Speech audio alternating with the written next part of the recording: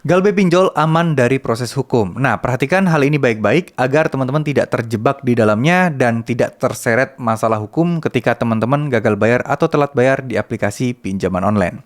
Oke, Assalamualaikum warahmatullahi wabarakatuh. Video kali ini kita akan membahas terkait masalah hukum ya. Apa sih sebenarnya masalah hukum, jeratan hukum, dan lain sebagainya di gagal bayar pinjaman online? Ya, anggap aja resiko hukumnya itu apa aja sih. Nah, kita akan bahas di video kali ini. Jadi teman-teman semua, ketika kita telat bayar, itu pasti akan ada selalu ancaman peringatan-peringatan terkait masalah hukum, ya, yaitu mungkin akan hukum pidana kek, perdata kek, apapun itulah. Karena ya mungkin itu dijadikan sebagai salah satu senjata dalam tanda kutip untuk menagih nasabah yang gagal bayar pinjol. Karena biasanya kalau orang udah berurusan dengan hukum, pasti akan ketakutan dan akan mengusahakan segala cara untuk bisa benar-benar membayar hutang pinjol tersebut. Benar nggak? Nah, jadi di video kali ini kita akan bahas ya teman-teman terkait masalah tersebut. Intinya sih gini. Ketika kita telat bayar atau gagal bayar di aplikasi pinjaman online, kita juga harus tahu dan harus paham betul memang selama itu pinjol legal, bisa dan ada kemungkinan kita dibawa ke jalur hukum. Tapi itu hukum perdata.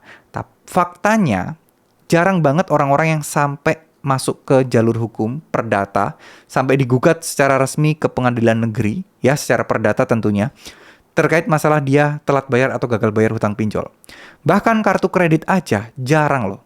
Kartu kredit kan dimiliki bank ya, dan bank kan bukan merupakan perusahaan yang ecek-ecek, sekelas BCA, Mandiri, dan lain sebagainya. Itu kan perusahaan besar juga. Harusnya mereka juga lebih gede dibandingkan pinjol, tapi mereka kenyataannya jarang banget yang masuk ke jalur perdata. Jarang banget yang sampai ke persidangan, digugat secara resmi, jarang banget. Apalagi pinjol. Nah, memang ada kemungkinan dan boleh kalian digugat. Ada resikonya, tapi tidak akan terjadi, kemungkinan kecil sekali akan terjadi lah ya. Karena ya prosesnya panjang dan nggak sesimpel yang kita bayangkan. Oh, gugat ke pengadilan, ya udah beres. Nah, kayak gitu ya teman-teman ya. Sekarang, kalau untuk urusan pidana udah pasti teman-teman tidak akan kena. Nah, ini jebakan yang harus teman-teman hati-hati. Jebakan biasanya kayak pemalsuan data, terus kemudian jebakan kayak gali lubang tutup lubang, gestun, dan lain sebagainya. Ini akan diupayakan oleh pihak-pihak pinjol atau DC ya kita sebutnya. Nah, agar teman-teman itu melakukan segala cara karena mereka tidak pernah peduli dan nggak mau tahu kalian melakukan apa, yang jelas kalian bayar. Nah, ini akan menggiring kalian ke arah hal-hal yang negatif atau mungkin tindakan ilegal lainnya. Dan saya harap teman-teman harus menghindari hal itu. Karena apa? Jangan sampai yang kalian ini sebenarnya cuman bisanya kena perdata, malah jadi bisa kena pidana karena ya kalian terlalu cepat dan gegabah mengambil keputusan. Ingat, masalah galbe pinjol bukan sesuatu yang besar, bukan sesuatu yang membahayakan. Insya Allah semuanya akan baik-baik saja. Jadi tidak perlu takut, tidak perlu cemas, karena intinya di sini adalah ya semuanya akan baik-baik saja. Masalah hutang bagaimana? Masalah hutang itu sudah ada ketetapan OJK. Kalian sudah kena sanksi yaitu bunga dan denda. Tinggal nanti bunga dan denda ini akan mentok dan kalian bisa menyelesaikannya pun nanti ya sampai kalian punya uangnya. Nggak harus buru-buru sekarang juga ya. Jangan sampai teman-teman sampai gali lubang tutup lubang, nanti teman-teman akan memakai uangnya untuk bayar pinjol A dengan mengutang di pinjol B, nggak akan selesai, utang kalian akan terjerat. Mending galbe dan bermasalah di satu pinjol dibandingkan kalian galbe di pinjol lainnya. Nah, Bang, kalau gagal bayar itu kan kalau misalnya kita gali lubang tutup lubang, harusnya pinjol yang pertama kan udah lunas, jadi kita tetap berurusan dengan satu pinjol.